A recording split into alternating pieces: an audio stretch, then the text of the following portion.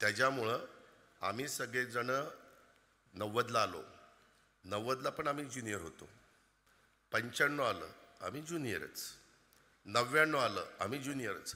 99ला तर विलासराव देशमुख, जयंतरावांना आठवत असेल, मुख्यमंत्री आघाडी करता कसं करायचं काय करायचं, त्यावेळेस पवारसाहेब, प्रफुल्ल पटेल, त्याच्यामध्ये पद्मसिंह पाटील, विजयसिंह मोहिते पाटील, त्याच्यामध्ये मधुकर पिचड आणि छगन भुजबळ, हे सगळे राष्ट्रवादीचे नेते होते.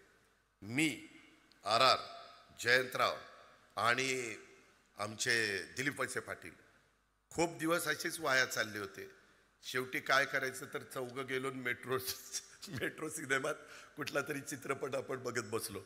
म्हणले आता काय करायचं, हे सांगतील तसं आपण ऐकायचं. म्हणजे कुठली 90, 95, 99 आणि 3 टर्म झालेल्या होत्या. आणि 2004ला आम्हाला थोडंसं विचारपूस करायला लागली. परंतु काही जण पहिल्या टर्मलाच त्यांना वाटतं की मी मोठा झालो पाहिजे, मी भाषण केलं पाहिजे.